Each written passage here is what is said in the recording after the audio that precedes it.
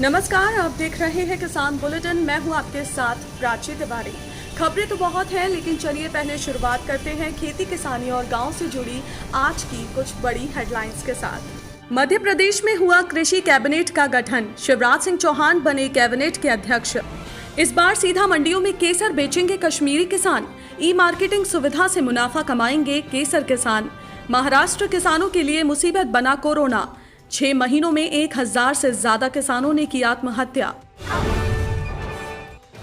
मध्य प्रदेश में आज किसानों से जुड़े सभी मामलों पर नजर रखने के लिए एक कृषि कैबिनेट का गठन किया गया है, जिसके अध्यक्ष खुद प्रदेश के मुख्यमंत्री शिवराज सिंह चौहान हैं। आपको बता दें कि इस कैबिनेट को राज्य सरकार के ही कुछ मंत्रियों को शामिल कर तैयार किया गया है, जिनका काम अब किसानों और कृषि से जुड़े सभी मामलों को देखरेख और नीतियां तैयार करना होगा। इस कृषि कैबिनेट की मंत्रिपरिषद में गृह, जेल, संसदीय कार्य, विधि एवं विधायी कार्य मंत्री डॉक्टर नरोत्तम मिश्रा, लोक निर्माण, कुटीर एवं ग्रामोद्योग मंत्री गोपाल भार्गव, जल संसाधन, मछुआ कल्याण तथा मत्स्य विकास मंत्री तुलसीराम सिलावट के साथ किसान कल्याण और कृषि विकास मंत्री कमल पटेल को शामिल किया गया है। इसके अलावा भी कई राज्य मंत्रियों को कैबिनेट के सदस्य के तौर पर इसमें शामिल किया गया है। तो वहीं राज्य के मुख्य सचिव को कैबिनेट के सचिव और कृषि उत्पादक आयुक्त को इसका समन्वयक बनाया गया है। जानकारी के लिए आपको बता दें कि शिवराज सिंह चौहान ने इससे पहले भी अपने पिछले कार्यकाल में कृषि कैबिनेट का गठन किया था। इस बार केंद्र सरकार ने कश्मीरी केसर को मंडियों में उतारने के लिए खास तैयारी की है, जिसके तहत सरकार किसानों को ई मार्केटिंग की सुविधा देने जा रही है, जिसकी प्रक्रिया भी पूरी की जा चुकी है। सरकार की इस सुविधा के तहत कश्मीर के केसर उत्पादक किसान इस साल नवंबर महीने से सीधे मंडियों में संपर्क कर ऑनलाइन केसर बेच सकेंगे। इतना ही नहीं, किसान इनकी कीमत भी ऑनलाइन ही ले सकेंगे। आपको बता दें कि सरकार की सुविधा से किसानों को बिचौलियों से छुटकारा मिलेगा और साथ ही वो खुद मंडियों में अपनी फसल बेच पाएंगे, जिसका मुनाफा सीधे किसानों को ही होगा। इससे ना तो किसानों को किसी को कमीशन देना पड़ेगा और ना ही इधर उधर धक्के खाने पड़ेंगे। ई मार्केटिंग सुविधा से किसानों को जो भी आय होगी वो सीधे उनकी जेब में जाएगी। इसके अलावा आपको ये भी बता दूं कि सरकार की तरफ से केसर मिशन के तहत केसर के उत्थान के लिए GI टैगिंग शुरू कर दी गई है।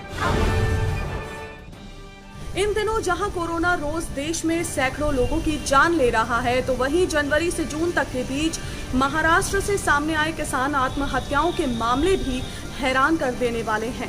महाराष्ट्र में खुदकुशी करने वाले किसानों के परिजनों ने जो आवेदन राज्य सरकार को दिए हैं, उसके मुताबिक जनवरी से जून के बीच राज्य में करीब 1084 किसानों ने अब तक आत्महत्या कर ली है। ये आंकड़े वाकई हैरान करते हैं कि आखिर क्यों किसानों की आत्महत्या के मामले रुकने का नाम ही नहीं ले रहे हैं। प्रिंट मीडिया की एक रिपोर्ट की माने तो इस साल के जनवरी महीने में महाराष्ट्र के 198 किसानों ने खुदकुशी की है। फरवरी में ये आंकड़ा बढ़कर 203 हो गया, मार्च में 176, अप्रैल में 109, मई में 182, तो वहीं जून में 216 किसानों ने अपनी जान दांव पर लगा दी। हालांकि इनमें से 322 किसान परिवारों को मदद मिल चुकी है, तो वहीं 494 परिवार अभी भी सरकार से मदद की गुहार लगा रहे हैं। बाकी बचे 268 परिवारों की अगर बात करें तो उनके आवेदनों को अयोग्य बताकर उनसे किनारा कर लिया गया है। लॉकडाउन की वजह से जहां किसानों को पहले ही काफी नुकसान झेलना पड़ा, तो वहीं किसान आत्महत्याओं के ये आंकड़े सरकार की नीतियों पर भी वाकई कई सवाल खड़े करते हैं। पंजाब के मुख्यमंत्री अमरिंदर सिंह ने प्रधानमंत्री नरेंद्र मोदी को हाल ही में पत्र लिखकर आग्रह किया है कि वो मध्य प्रदेश को बासमती के लिए GI की टैगिंग हासिल न करने दे, जिसके जवाब में शिवराज सिंह चौहान ने पंजाब के CM के पत्र की आलोचना करते हुए कहा है कि मध्य प्रदेश में 25 सालों से बासमती चावल का उत्पादन हो रहा है। Indian institute of rice research Hyderabad की रिपोर्ट में भी इसका उल्लेख है। CM शिवराज सिंह ने कहा कि मैं पंजाब की कांग्रेस सरकार द्वारा लिखे गए पत्र को राजनीति से ही प्रेरित मानता हूं।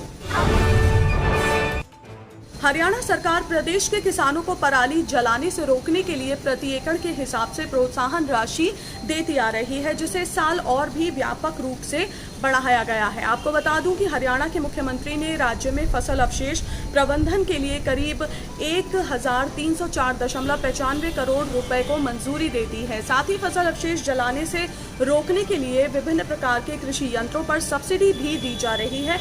इसके अलावा केंद्र सरकार द्वारा भी इस साल योजना के तहत राज्य को करीब 170 करोड़ रुपए मुहैया करवाए जाएंगे।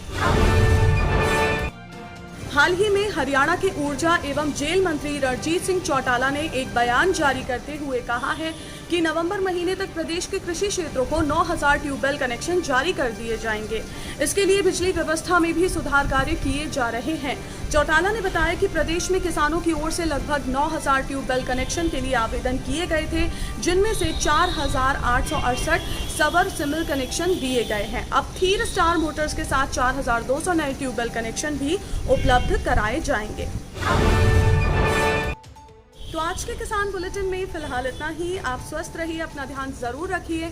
फिलहाल मुझे दीजिए इजाजत। नमस्कार। अगर आप चाहते हैं कि ग्रीन टीवी इसी तरह से किसानों को सशक्त करने के लिए कार्य करता रहे, तो आप भी इसमें अपना सहयोग दे सकते हैं। डिस्क्रिप्शन पर जाकर दिए गए लिंक पर क्लिक करें, पेटीएम करें, NEFT और क्रेडिट कार्ड के जरिए भी आप हमें सहयोग दे सकते हैं।